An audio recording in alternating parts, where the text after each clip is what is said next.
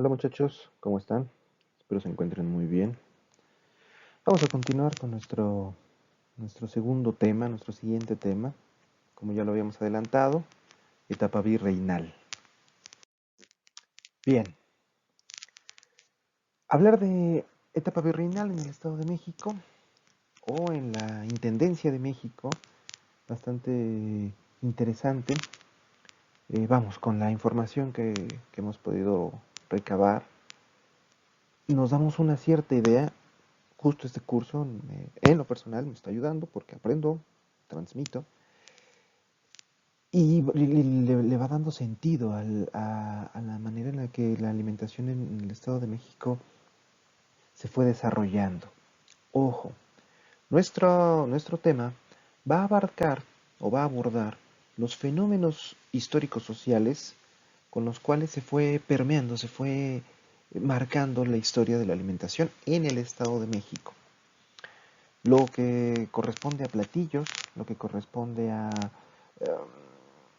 toda esta gama de productos alimentarios, productos gastronómicos, la vamos a ir desarrollando conforme, o la vamos a ir construyendo mejor, conforme lo que ustedes me van a ir nutriendo en sus exposiciones.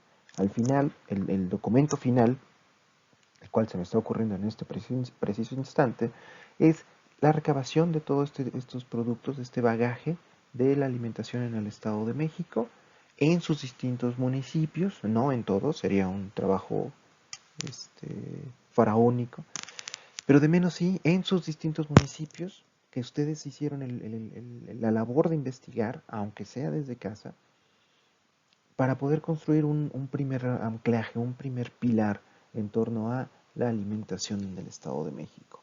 Bueno, vamos a empezar. Mucho choro de mi parte. Introducción. El proceso de intercambio cultural entre grupos prehispánicos y españoles se dio una vez terminada la colonización armada desde, repito, es esto forma parte también de una cierta repetición de lo que ya vimos en patrimonio virreinal, pero se dio a través de la fe. Primero fue el brazo armado, primero fue este grupo de colonizadores que llegaron a apropiarse de los territorios, a dominar a los grupos prehispánicos, y una vez hecho este trabajo, tendría que llegar el policía bueno a decir, bueno ya, se acabó la guerra, les vamos a platicar por qué los conquistamos, les vamos a decir en qué se equivocaron, entre hermosas comillas.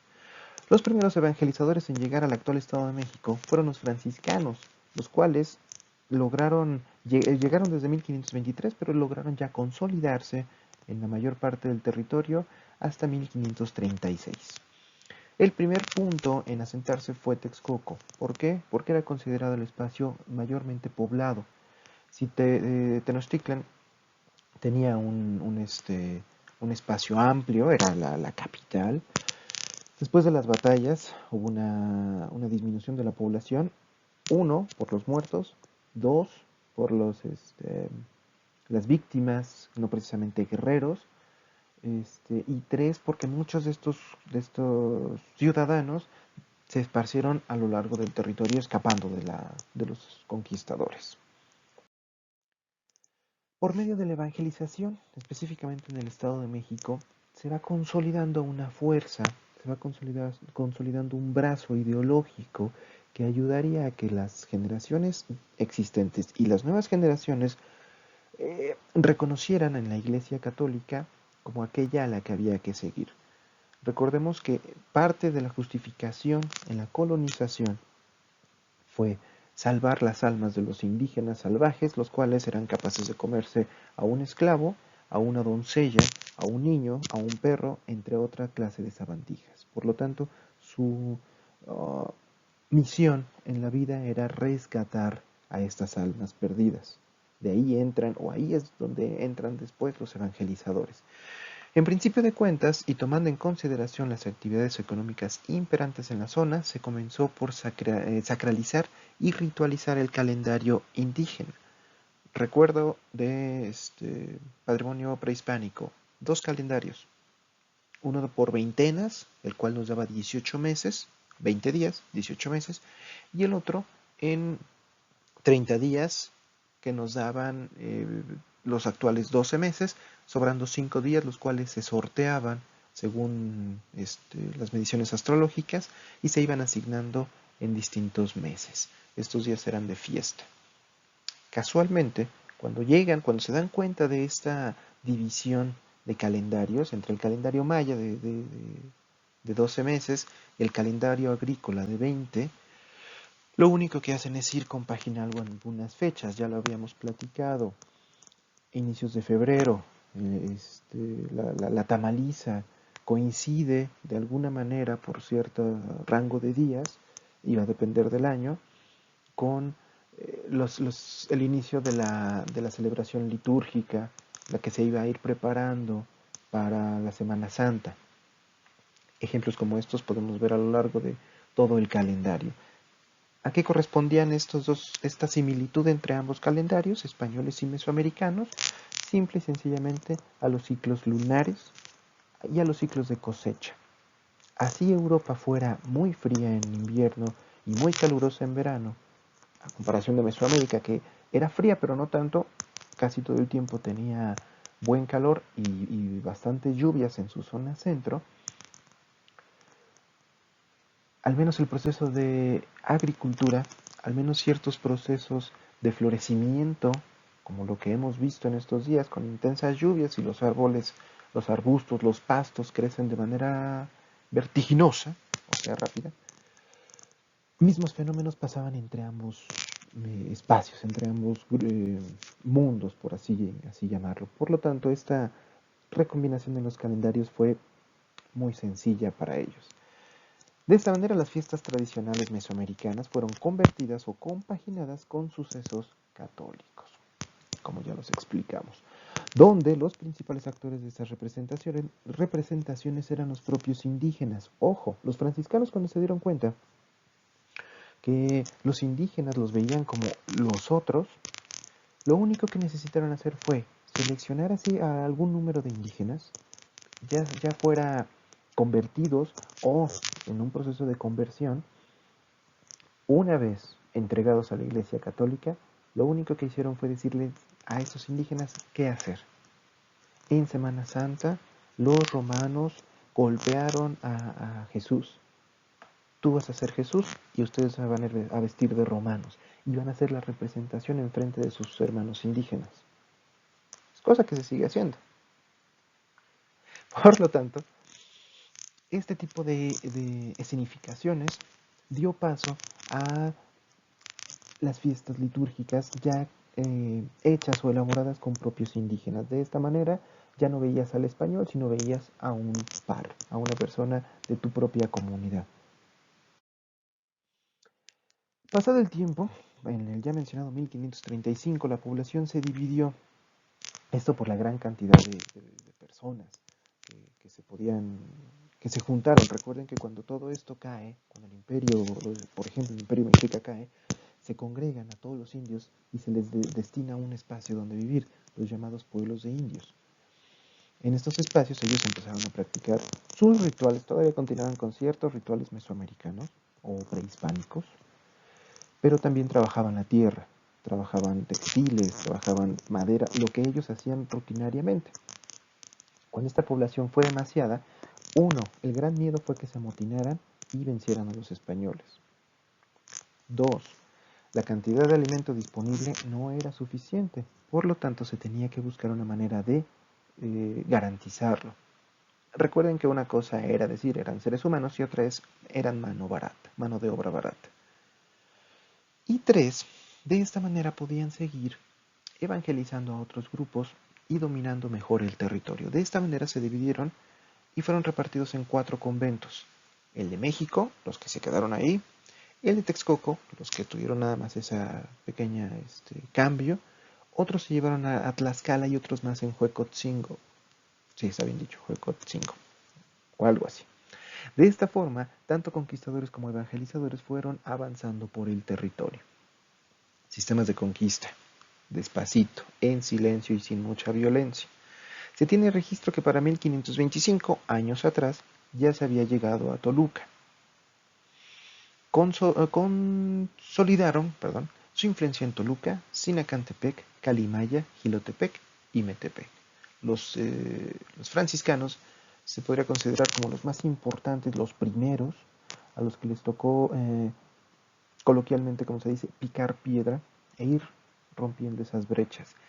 Ese mismo pretexto también permitía que se llegara a otras comunidades y se instaurara una iglesia, una capilla, una casa de rezos, qué sé yo. Estas tres obras pues, fueron las que dan, las que avalan la llegada de estos franciscanos, teniendo en primer lugar la llegada, un fresco que relata la llegada de los primeros 12 franciscanos. Este está en el convento de Huejotzingo, ese que dice ahí, este mero. Se puede ver en la entrada al convento esta obra. Vámonos, no, sí, sigamos con los frescos. Un segundo, el que tienen a su lado izquierdo, Árbol Genealógico de San Francisco, en Sinacantepec. Recordarán que nosotros en tercer semestre visitamos ese convento, ese museo virreinal ahora, en Sinacantepec. Vamos a dibujar, como no. Y en el cual, esta es la entrada por donde ingresamos todos, en la cual se podía ver todo el árbol genealógico. Esto no quiere decir que fueran familias, sino simple y sencillamente los puestos o las capellanías que fueron dejando, ¿vale? Me da mucha curiosidad la postura que tiene nuestro querido franciscano, pero vamos, también para que podamos notar que los modelos eran diferentes. Recordarán que en esa visita, al final de la misma, en la parte de atrás, en el patio, se explicaba la extensión del huerto, la calidad y la cantidad de productos que se cultivaban en esos lugares, porque de ellos se abastecía la capital, en este caso Toluca, el valle de la villa de Toluca, y en algunos otros casos se llevaba hasta la Ciudad de México, cosa que veremos más adelante. Y en tercera, también aquellas que mostraban la cantidad de problemas que se podían suscitar, donde, pues, cual castigo divino tenían que ser evangelizados sí o sí. Para que viéramos, esta intención era para que viéramos que no todo fue miel sobre hojuelas. A partir de 1528, los dominicos se establecieron en Ecatzingo, Iztapaluca, Tepetlaustoc, Tenango, Tepopola y Amecameca, reactivando la agricultura y estableciendo la arriería, el transporte de mercancía por medio de mulas. Más tarde, los agustinos se instalaron en Ocuila y en el 37 y en Malinalco en el 43. Para 1540 se encontraban ya en el Valle de Toluca instaurados estos últimos, los agustinos, Tecámac y Tepexpan. Y fundaron casas de rezos o casas de pequeños grupos de clérigos en Capuluac, Acolman, Ayotzingo, Chalma, Jonacatlán y Zacualpan. Estos tres grupos fueron los más imperantes: los franciscanos, los dominicos y los agustinos. Ya para el siglo XVII, XVIII, perdón, llegan la Compañía de Jesús, los jesuitas, brevario cultural. Estos grupos bastante instruidos, bastante bien letrados, únicamente correspondían o únicamente aceptaban o tenían como gran señor al Papa. Esta misma situación permitió que tuvieran un ingreso económico mayor y se pudieran desplazar a más lugares. Fueron el primer grupo en llegar hasta la actual Baja California. En ese lugar se instalaron, de hecho, San Francisco también fue parte de espacio, San Francisco, Estados Unidos, California, fue parte de las misiones que llegaban hasta esos territorios. Por lo tanto, que se estuvieran un tiempo aquí y llegaran hasta allá daba muchas buenas rutas comerciales principalmente e intelectuales. Después de las reformas borbónicas, que trataron con el chef Andrés, si no mal recuerdo, este grupo fue los primeros en ser expulsados. Chismes y temas aparte que luego platicaremos. Bien, las actividades económicas. La hacienda, antes la encomienda y la propiedad individual se convirtieron en los ejes económicos primarios. Por medio de la actividad agraria se van confeccionando los modelos económicos. Esto gracias al tipo de tierra fértil y fácil acceso al agua. Recuerden las zonas lacustres que reinaban en el Valle de México y en el Estado de México, en el Valle de Toluca también. Desde el siglo XV, Toluca comienza una actividad ganadera, criando caballos, bovinos y ovinos, principalmente en la región norte. A partir del siglo XVII, Toluca cobra fama por la producción de jamones y chorizos.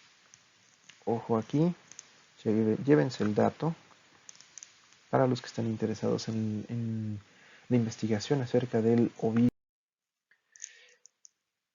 La caída de la población y acaparamientos de la tierra. Ojo, como ya dijimos, los pueblos de indios fue un sistema de congregar a todos estos indígenas que estaban dispersos, tener control sobre ellos y poder disponer de las tierras que habían dejado. Entre 1531 y 1545, perdón, y 1564 se sufrieron diversas epidemias. Para el 76 y 77 se verían afectados los valles de México y Toluca, acabando con poblaciones enteras. Esto a su vez dejó espacios abiertos, dejó terrenos abandonados, los cuales fueron rápidamente capitalizados por españoles, algunos criollos, algunos extranjeros que ya vivían aquí, y empezaron a hacer negocio con ellos. De esta manera, muchos de los españoles, quienes tenían un rango eh, jurídico mayor, pudieron hacerse de grandes extensiones de tierra que posteriormente se convertirían en las grandes haciendas de México. Esto provocó inestabilidad política y económica tanto en el Reino de la Nueva España como en la corona española. Por lo tanto, todo este chisme acaba en un decreto del siglo XVII, donde se establece un gran número de haciendas, se instauran, se tratan de legalizar estos terrenos chocolate, y el Estado de México tiene la fortuna de quedarse con haciendas, de instalar haciendas legales en los espacios más ricos en cuestión de recursos del territorio. Eh, Estas haciendas fueron el pilar económico, como ya lo hemos dicho y como ya lo han tratado en distintos momentos, de la época tanto virreinal como del siglo XIX y hasta entrada el siglo XX, mediados del siglo XX, antes de la repartición de tierras. Según los registros del diezmo, se contaban con 84 haciendas y ranchos, hasta 1810. Antes de esa fecha, la iglesia, que era la que cobraba, junto con la Real Hacienda, las que cobraban los diezmos. Estos eran los documentos de registro. Pero después de 1810, después de que estalla la Revolución de Independencia, se encuentra o se contabilizan cerca de 821 haciendas, 864 ranchos y 57 estancias. ¿Esto qué quiere decir? Por un lado, que el resto de haciendas, el resto de ranchos, el resto de estancias no pagaban diezmo. México es campeón, ha sido campeón olímpico en evasión fiscal. Eso es un dato histórico. Y dos, eso se entendería la cantidad de alimento que se podía producir en la Nueva España. Por un lado, 84 haciendas y ranchos era muy poquito. Por muy extensos que fueran los territorios, por muy fructífera que fuera la tierra, numéricamente no alcanzaba. Con los datos, después de 1810, se explica cuál era en realidad la producción, la cantidad de productos y por qué era tan importante o fue tan importante la Nueva España para la corona española. Bueno, chismes aparte. Estas haciendas concentraron su producción en la cría de ganado y pulque y trabajaban de la siguiente manera. Existía un hacendado español, generalmente, el cual era dueño de X número de haciendas, de miles de metros. Él no las iba a trabajar, por lo tanto las delegaba. Juntaba gente de la localidad, de cada una de estas haciendas, y les encomendaba que se encargaran de la producción de X producto. Trigo, olivo, maíz, en algunas ocasiones pulque, pero generalmente lo que pedían eran productos de su región. De esa manera entran el trigo, entra la haba, entra la col, la lechuga, entre muchos otros productos que ya veremos más adelante. Sin embargo, al ser estos personajes, los mayordomos y los arrendados, gente de la localidad, y conocer las tradiciones de los indígenas y mestizos, fue fácil que productos como el pulque, como el maíz, el frijol, la calabaza, todos los derivados de la milpa, también tuvieran una producción acelerada. Ahí también había tranza. ¿Cómo? El encomendado, el arrendatario o el mayordomo, destinaba una parte de la tierra, ponía a trabajar milpas en esa tierra, en el resto de la hacienda cultivaba trigo, cultivaba papa, bueno, no, papa no, productos europeos, y luego las únicas ganancias que entregaban eran las de los productos europeos. Todo lo que fuera el resto de productos indígenas, a menos que el patrón no se los, el hacendado no se los pidiera, él se quedaba con esa ganancia y repartía alguna parte a los indígenas, mestizos, peones, etcétera, siempre y cuando fueran indígenas libres. Recuerden que hubo cierto grado de esclavitud durante la colonia. En el caso del pulque, sus principales regiones de producción se centraban al norte en Tequisquiac, Acolman, Chiconautla, mm, Chiconautla, Tecámac, Ecatepec, Jaltocan, Teotihuacán, Tequisquitlán, y Tepexpan, así como en Cuautitlán, Otumba, Chalco, Tlalmanalco, Amecameca y Xochimilco. Los que tienen asterisco forman parte actualmente de la Ciudad de México. Este producto dio paso a una gran actividad comercial que abastecía a otras regiones o zonas mineras y rancherías. ¿Quién consumía principalmente el pulque? Mestizos. Con el paso de los años, digo, estos fueron 300 años de transformaciones en muchos aspectos, el pulque pasó de un alimento ritual a un alimento, a una bebida, perdón, pues más o menos aceptable por los indígenas. Al final la borrachera fue una manera de escaparate de los problemas identitarios, de esclavismo, etcétera, etcétera. Todos ellos, todos estos individuos encontraron en el pulque esta manera de saciar o de solventar esos problemas hasta psicológicos. En las zonas mineras, recuerden también, lo platicamos, que en opinión personal y de otros, por medio de otras fuentes, podríamos decir o sospechar que la producción minera fue la más importante en la Nueva España.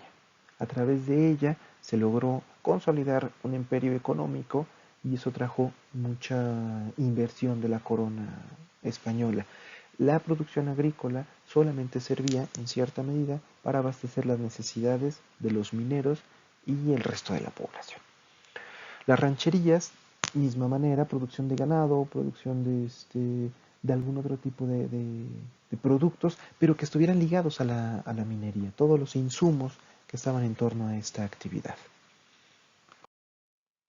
Bueno, si vieron la imagen anterior, chequenla, cuáles son los datos, qué dice, de dónde es, luego lo platicaremos. Además del maíz, también se cultivó frijol, chía, amaranto, chile, cebada y tomate. De estos productos, únicamente la cebada no pertenecía al grupo de alimentos autóctonos. Me causó curiosidad ver entre el listado la chía y el amaranto, ya que habíamos dicho que probablemente estos productos fueron relegados de la dieta novohispana por tener un alto significado religioso. Al parecer se seguía produciendo, bueno, en el caso del amaranto es un quelite y se da porque se da, pero en el otro caso, en el de la chía, formó parte entonces de esos alimentos de resistencia cultural. También se incorpora, como anteriormente lo habíamos mencionado, haba, col, alcachofas, lechuga y rábanos, siendo seguidos del nopal y las aceitunas. Si bien el nopal ya se consumía, probablemente tuvo un proceso de adaptación a las nuevas dietas, a los nuevos campos, y tomando en consideración que tanto el maguey como el nopal fueron utilizados para delimitar territorios. Para finales del siglo XVIII, la producción de porcinos obtuvo alta estima, principalmente por subproductos como la cerda, los pelos. Ustedes saben, yo aquí no hay. pero los pelos que usaban para cepillos, como peinetas, etcétera, etcétera. Siguiendo con la producción de jamones, los cuales continuaron siendo muy lucrativos, tanto que llegaron a una famosa pirámide, que algunos de ustedes ya tienen datos de esa. Finísimamente la pirámide gastronómica. Alonso Sánchez García, el profesor Mosquito, del cual les compartí el libro de Toluca del Chorizo y del cual estarían trabajando al menos un reporte de lectura, documenta muchos años después, porque el profesor Mosquito es ya siglo XX, la creación de, de esta pirámide gastronómica construida en 1713 a petición del virrey Duque de Linares. Él lo hace en alusión, en festejo por el nacimiento de un hijo más de la Casa Borbón, tomando en cuenta que su influencia de esta casa llegaría con las reformas borbónicas. Bueno, era más o menos como irle a besar los pies. Dicha pirámide fue instalada en el Zócalo de la Ciudad de México y mostró la cantidad de productos alimenticios que se daba en la Nueva España. Aunque en teoría mostró toda la gama gastronómica de la Nueva España o alimentaria de la Nueva España, se concentró en su mayoría en productos provenientes del actual Estado de México, Puebla, la propia capital y lugares que hoy podrían pertenecer a Morelos, a Tlaxcala, etc. ¿Por qué? En primera por los canales de distribución, en segunda porque no se conocía todo el tipo de alimentos que había a lo ancho y largo del virreinato, y en tercera porque seguramente este personaje, el duque de Linares, seleccionó los que eran a su gusto los mejores. Entre ellos figuran el chorizo de Toluca, el mezcla pique, que es una especie de, vamos a decirlo, tamal de charales, no lleva masa, pero es una tortita de charales, un queso de charales, dejaremos ese término así, el guajolote asado, los tamales y los tlacoyos, que ustedes denominan como gorditas, son tlacoyos, es cierto. Seguido, bueno, y esta pirámide se nutre seguida de los recetarios, obviamente. Ya platicado, ya comentado, este es un término muy genérico. En realidad lo que tenemos es que no hubo, no han salido a la luz, no al menos desde una imprenta, un dato histórico que nos diga que hubo recetarios en la época virreinal. No existían, no los vendían como tal. ¿Por qué? Pues porque la mayoría de la población era analfabeta. Las únicas que cocinaban eran amas de casa, amas de llaves, la servidumbre, y muchas de ellas fueron instruidas por la patrona, por la gente de compañía de los españoles y de los criollos posteriores, pero nunca hubo un recetario como tal, todo era o formaba parte de la tradición oral. Ponle 3 cucharaditas, muévele 15 veces, quítale tres troncos de leña, déjale el más bajito. Cocinando de noche, no lo prepares cuando hay luna llena. Deja que el sol esté en su mero esplendor para poder poner esto a las brasas. Supersticiones, muchas de ellas, y otras que simple y sencillamente iban apareciendo como arte de magia.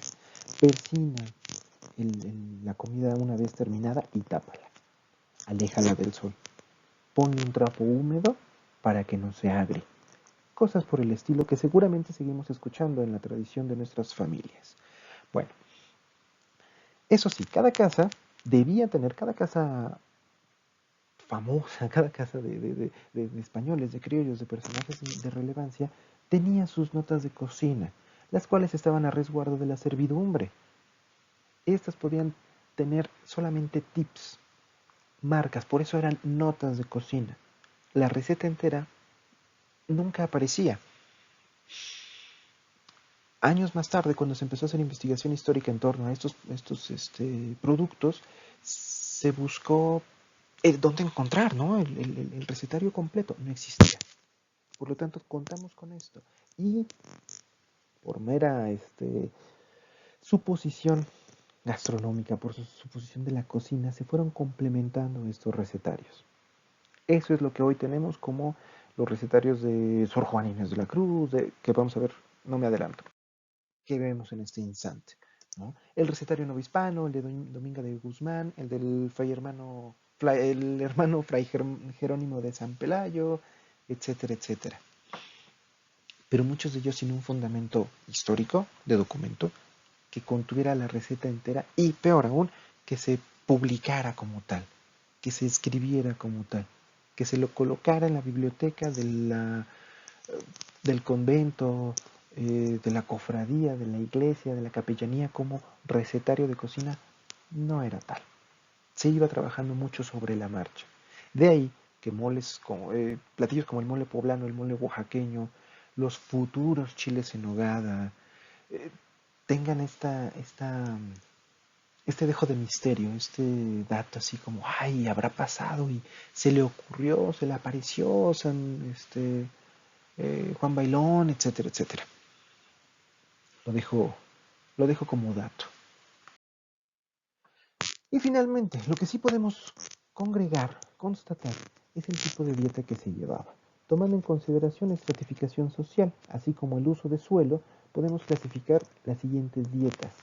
En el caso de vegetales, los indígenas y los mestizos se iban a acostumbrar o iban a basar su alimentación en amaranto, hongos, quelites, nopal, compartiéndolo con los españoles y criollos en el caso de la productos de la milpa, el pulque, las frutas, el haba, que no tuviéramos tlacoyos de haba ni gorditas de haba, la cebolla y el ajo, dos ingredientes básicos en cualquier salsa para cualquier cosa. Desde salsas picantes para ponerse al centro de la mesa, como caldillos o salsas para hacer chilaquiles, enchiladas, etc. Y en el caso de los españoles, su dieta estaría basada fielmente en trigo, aceituna. Aquí me faltaría uno, el vino. Pero tomemos en cuenta que mucho de este vino era traído de España. En algún punto se intentó sembrar vid en América, pero por cuestiones culturales, por cuestiones de idiosincrasia, por celos, esto se dejó de hacer. Ya hasta el siglo XX aparecen los viñedos en Ensenada, pero esa es otra historia y aparte comprende a un momento político. Chisme aparte. Col, lechuga y rábanos en el caso de españoles y criollos. Muchos de estos más adelante tendrían su incorporación en platillos famosísimos. Voy a dejar subrayados estos dos. Ahorita los platicamos. En el caso de animales, de manera muy generalizada, la carpa y los productos lacustres, la entomofagia, los insectos. Ambos compartirían el gusto por el guajolote, el borrego, el pollo, el cerdo. En el caso específico de españoles y criollos, la res, por cuestión cultural tradicional. En el caso de indígenas, no le entrarían de primera mano a la res. Recordemos que el valle de Toluca, el Valle de México, la zona centro, intentan en los primeros años hacer esta compaginación entre campos de cultivo y cría de ganado, pero los ganados o el ganado empieza a invadir estos campos de cultivo, los indígenas salían despavoridos según las crónicas, al ver a estas bestias, y por lo tanto se tuvo que hacer una división. La hacienda ganadera como tal acaba en la parte norte, de ahí la tradición cárnica del norte, y el centro se queda solamente con los productos agrícolas. Esto más adelante comprendería esta división, estos problemas económicos, por decirlo de alguna manera, entre los ranchos ganaderos de millonarios ahora y los campos de cultivo muy soslayados, muy pateados, muy tratados a mal, muy mal vistos. Bueno, hasta aquí terminaríamos esta sesión. No sin antes recordarles su entrega de mapa mental y continuar con su exposición, ¿vale? Espero sus opiniones, espero que nada haya quedado claro para que podamos seguir la conversación, seguir el aprendizaje en otros foros. Les pido que por favor igual me hagan llegar tanto comentarios, dudas, todas las dudas que tengan, entre demás aspectos que crean faltan incorporar a las sesiones o estaría bien tratarlas en sesiones posteriores. Vale, pues saludos, chao.